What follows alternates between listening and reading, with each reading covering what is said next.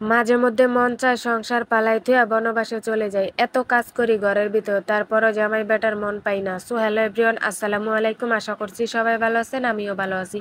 তো আজকে সকাল থেকে সকাল 11টা থেকে ভিডিওটা শুরু করছি। তো ফ্রিজ থেকে একটা ইলিশ মাছ বের করে নিয়েছি। তো আজকে ইলিশ মাছ রান্না করব। তো ইলিশ মাছটাকে ভিজিয়ে রেখেছি, তারপরে একটা পেঁপে কেটে নিচ্ছি। তো আজকে পেঁপের ভর্তা বানাবো আর ইলিশ মাছ রান্না করব।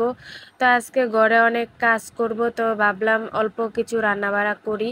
তো যাই হোক, এদিকে ইলিশ মাছটা ভিজানো শেষ, তারপরে কেটে নিচ্ছি। তো আজকে ইলিশ মাছটাকে শুধু করে রান্না করে নেব, ইলিশ মাছের সাথে কিছু দেব না।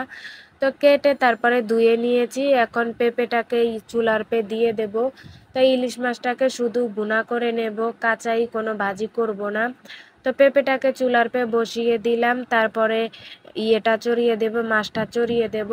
তো এদিকে পেঁয়াজ কাঁচামরিচ এগুলা ভেজে নিয়েছি, তারপরে এখন সব মশলা দিয়ে দিচ্ছি, হলুদ গুঁড়ো, মরিচ গুঁড়ো, লবণ দিয়ে মশলাটাকে কষিয়ে নিয়েছি, তারপরে মাছ দিয়ে দিলাম। তো মাছ দিয়ে তারপরে পানি দিয়ে এই তো রান্না করতে বসিয়ে দিলাম। তারপরে এই দেখেন আমার কি অবস্থা, ঘরের একটা বেহাল অবস্থা। একদম উপরের চালে এত ময়লা জমেছে বলার বাহিরে।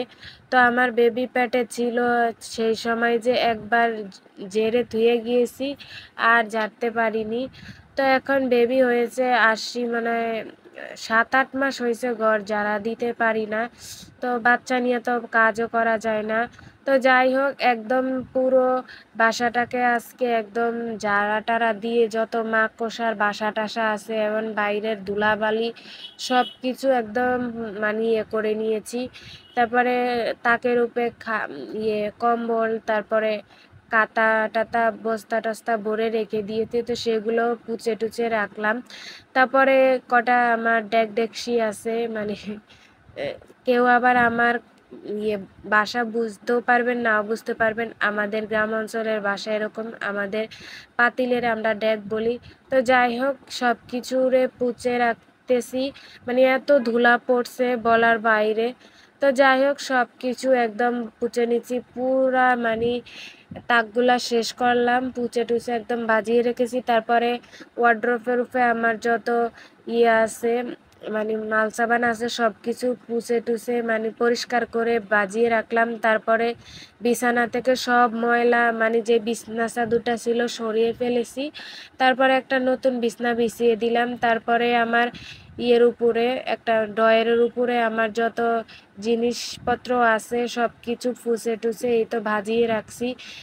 একটা নারী পারে তার ছোট সংসারটাকে একদম ফুলের মতো করে রাখতে। তো আমি আবার ভাই একদম নোংরাভাবে থাকতে পারি না। আমার ঘরে একটু ধুলো ময়লা হলে আমি কখন যেটা করব বুঝে পাই না। তো যাই হোক, এই দেখেন কত ময়লা বের হয়েছে ঘর থেকে বলার বাহিরে। তো সব ময়লাগুলা পলিথিনে ভরে বাইরে ফেলে দেব। তো একদম সব কিছু ঝাড়া টাড়া দিয়ে নিচে পরিষ্কার টরিষ্কার করে একদম নিয়েছি। তারপরে আমার কয়টা ছিল, কচু পাতা, এগুলার কি বলে আমি জানি না। এগুলা ঘরে দেয়, সাজায়, তো ভালো লাগে এই পাতাগুলা। তো এগুলারে কি পাতা বলে সেটাও জানি না, অনেকের ঘরে দেখলাম, তারপরে নিজে এনে এই যে টাঙিয়েছি। এটির সাথে লাইটও ছিল, তো লাইটও নষ্ট হয়ে গিয়েছে।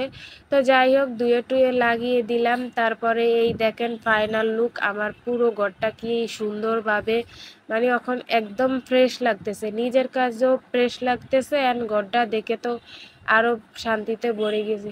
আজকে হাজবেন্ড দেখে বলে, তো মাশাআল্লাহ সুন্দর হয়েছে তো কাজ, ঘরটা এত সুন্দর লাগতেছে।